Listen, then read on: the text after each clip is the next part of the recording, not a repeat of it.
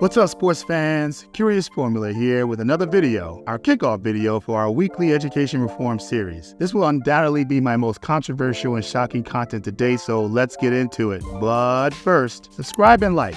Hit the bell for notifications, and please leave a comment for the algorithm as we are building it as we fly. So, what does Black educational self-determination actually look like? Let's start by talking about what it does not look like. Number one, it does not look like restrictive, assigned school zones determined by home address and arbitrary boundary lines. Black parents are literally lying about where they live to access quality public schools, risking steep fines and yes, even prison in some circumstances. Lying about your address for the purpose of accessing better schools and better neighborhoods is a felony in Illinois, in Maine, Oklahoma, and Pennsylvania. In a newspaper article, Yolanda Miranda of New York was jailed on a misdemeanor for sending 4 children to a nearby district. She had no regrets, telling the press, "If I had to do it again 10 times over, I would." Keeping Black kids legally confined and restricted to only attend schools in their zip code actually encourages and reinforces segregation, as opposed to opening up attendance regionally, something that charter and magnet schools do and liberal politicians will not tell you. But I digress. Number 2, it does not look like generationally failing school systems. As I stated in my last education video rant, traditional public district schools have failed the masses of Black people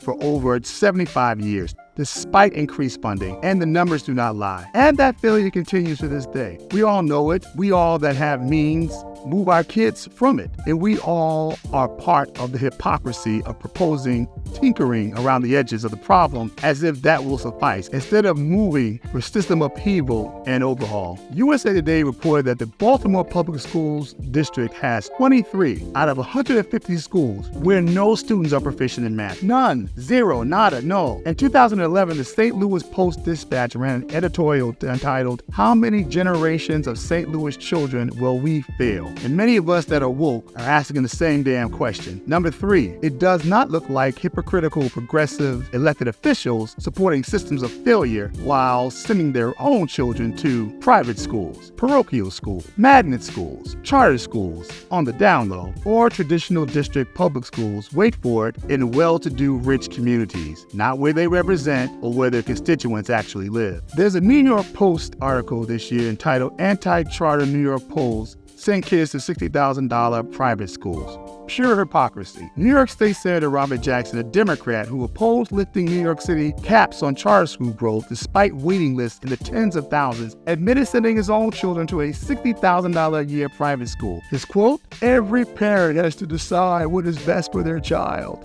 If that is what you decided, that is what you decided." Exactly. Education choices for me, but not for thee. Number 4, it does not look like prioritizing profits over children. Listen, critics of school reform always say follow the money, right? If you follow the money, you will see who the system actually serves, right? The real money trail is within the sector of public schools that educate 93% of the nation's students, and that would be the traditional public school system. And it has been for 100 years or more, 70 years before the first charter school was ever even thought of. See, there was a system of public and private actors supporting each other in a quid pro quo relationship for lucrative contracts like food and landscaping and curriculums and technology, cleaning and maintenance, etc. School district contractors, vendors giving money to elected school board members in elections with only a 5 to 10% turnout, who in turn receive sweetheart deals for decades and no better results, is par for the course. Local businesses do not participate, and large corporations generate multi-generational wealth at the expense of Black kids. In my own city of Newark, New Jersey, local political machines and power brokers define their success and power by how much control they could exert within what they call the trifecta. What's the trifecta? Number 1, city government. Number 2, county government. Number 3, the school district. For the jobs, the patronage, the power, and the money, not what was best for our kids, and you wonder why results get no better. Number 5, it does not look like more money being poured into failing systems. How many times have we all heard that more money for education equals better results? What I now know is that more money into a system rife with waste and fraud and abuse pays roads to nowhere and builds monuments to nothingness. See, in my city of Newark, and I'm sure it is true in many cities just like it, the state of New Jersey took over all operations of the school district in 1995 for corruption corruption, waste, fraud, and abuse, and horrible results in facilities. A statewide investigation found city school board members at that time maintaining accounts at city restaurants, nepotism, expensive trips, cars, booking suites at educational conferences in exotic places like Hawaii, all that taxpayers spent when schools did not have working toilets or toilet paper. The Abbott v. Burke, New Jersey State Supreme Court decision that provided perpetual funding for the 31 poorest school districts at the same level of the richest school districts has brought in millions of new funding to districts, and that has been the law since 1999. I myself oversaw the completion of department regulations to implement this new law and get those dollars to needy schools, but results have been mixed at best almost 25 years later. And many school budgets are greater than the budgets of the cities that they're in. In my last year as a city councilman, the municipal budget of the entire city of Newark, with a population of 320,000 residents, was $850 million. The school district budget for a population of 38,000 students was $1.1 billion. Yes, with the B. And the excuses are the same and circular. The demand is for more money for better results. And when the results don't materialize after decades of increased funding, the excuse is the extra funding cannot make up for poverty, as if Black kids have to wait until poverty is over or ends to learn and get a quality education. Tell that to Booker T. Washington or any of our ancestors that built self-sufficient communities throughout the nation with minimal education. Excuses are tools of the incompetent, and our reliance on them spits in the faces of the people that came before us. Number 6, it does not look like padded rooms for teachers. In a 2009 New Yorker article entitled "The Rubber Room: The Battle Over New York City's Worst Teachers," the article identifies 6 large rubber rooms that housed 600 teachers accused of misconduct, hitting or committing SA with students, and gross incompetence, and the average teacher had been there for an average of 3 years with full benefits, salary, and full pension eligibility. Dr. Howard Fuller, preeminent school reformer, change agent, and former superintendent of the Milwaukee, Wisconsin School District, talks about the lemon dance. Look and listen to this clip about the dance of the lemons. What that is a provision in the contract that provided what we call the dance of the lemons. And the dance of the lemons. So when you have a system that's completely dysfunctional, you see good people do strange things. In Milwaukee, they call it the dance of the lemons. Here's how it works. Principals have their lemons. These are teachers who are chronically bad. They know it. The other teachers know it. The school knows it. But the union contract says you can't fire them. So at the end of the year, all the principals get together and they do the lemon dance.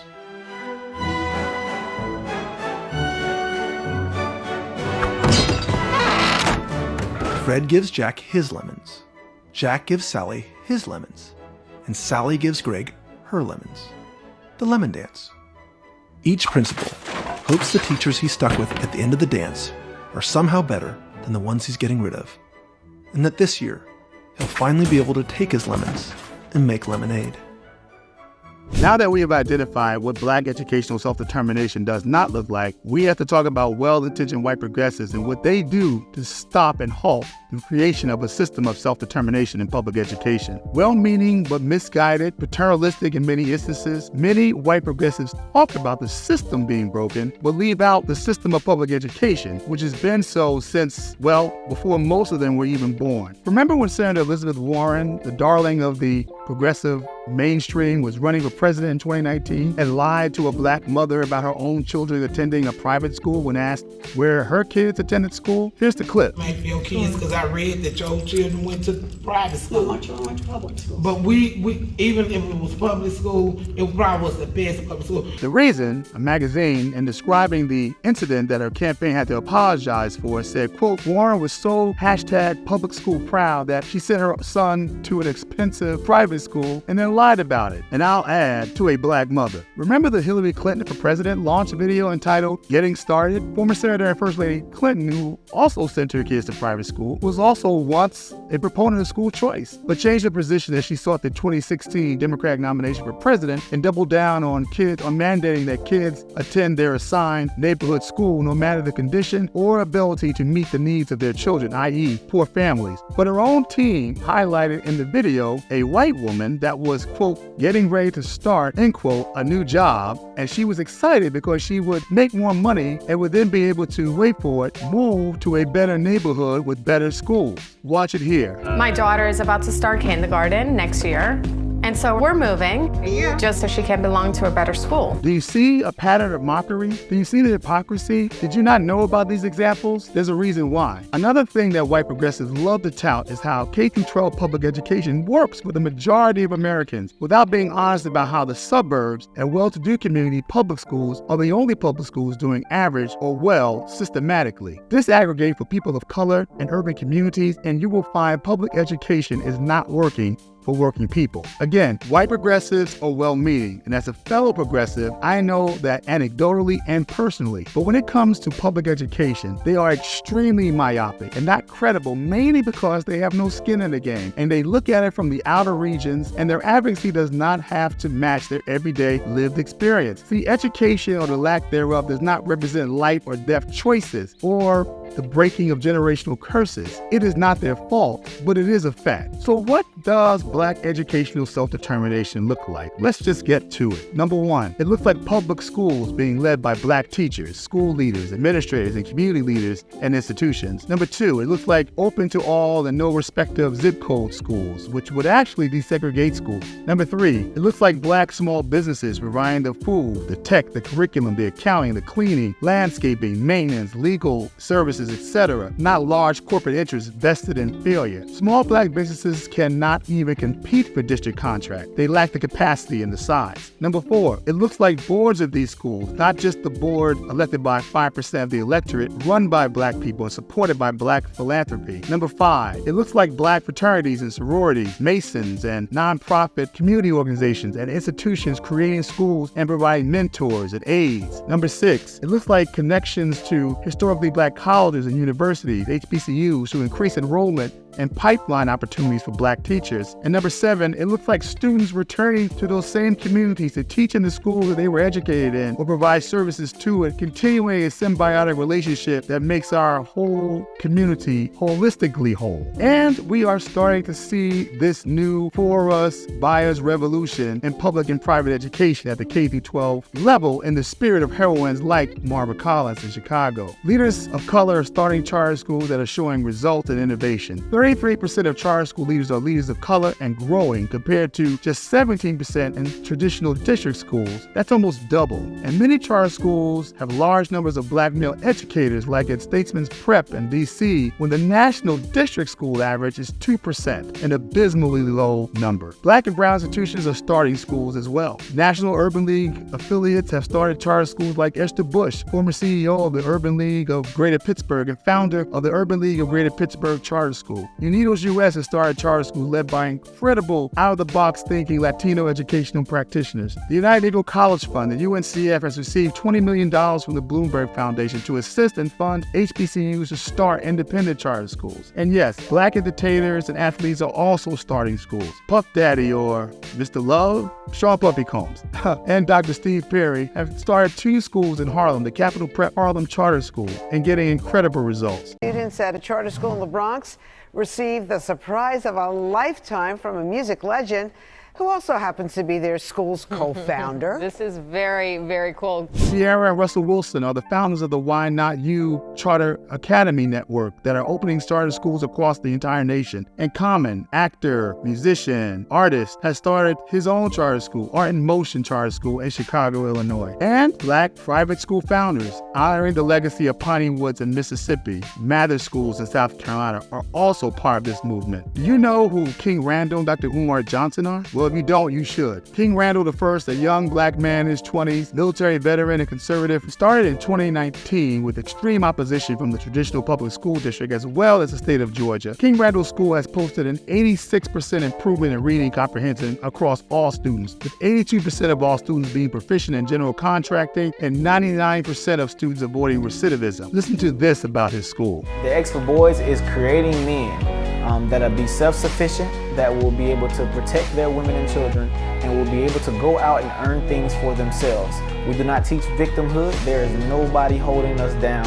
I am teaching the boys that they can go out and get whatever it is that they want when they want it to. And then there's Dr. Umar Johnson. No matter your thoughts about his philosophy and policies, he's a psychologist who recognizes the harm that traditional public education systems have done to black boys in particular, and has raised close to $1 million to create the first Frederick Douglass Marcus Garvey Academy, a boarding school for black boys, specializing in educating kids that have been diagnosed with ADHD and ADD. As black people, we are loud about black excellence, and we should be. Black girl magic, black manhood, and the like. If we are all of these things, why are we so reluctant to create our own answers to the failures of traditional public education? Is it too great of a task, too large of a challenge to undertake? Are we afraid of failure because if we fail, the question will be asked, who can? And more importantly, who will? In 2016, the NAACP passed a resolution calling for a moratorium on the creation of charter schools, despite their support from 70 to 80% of African Americans throughout the nation, depending on which poll you subscribe to. And at that same convention, I was in attendance in the audience. The delegates also discussed tri-membership, where if you were a member of the NAACP, you could also be a member of two of the nation's largest teacher unions. I submit that a black organization that is truly concerned about black education should be starting schools themselves, not standing in the way of them being created for the very communities that need them the most. So we need to, as a community, stop talking about better education. Stop having weekend programs and mentorship that really does not get to the teeth of what needs to get done in our communities. And we need to start providing it by any means necessary and being no respecter of model or paradigm.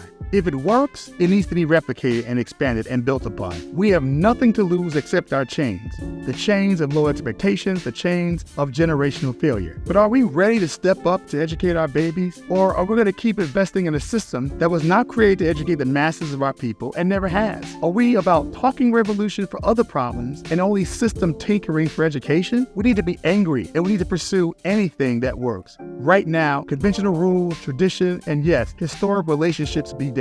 To paraphrase the great Representative Betty Thompson from a conference I just attended in Mississippi, never let a commitment to a system override your commitment to the uplift of your people. But I want to hear from you and what you have to say. Subscribe to this channel, like the video, ring the bell for notifications, and leave a comment. Let's keep this conversation and dialogue going. And as George Orwell said, in a time of deceit, telling the truth is a revolutionary act. We need more revolutionaries and more truth tellers. Stay curious.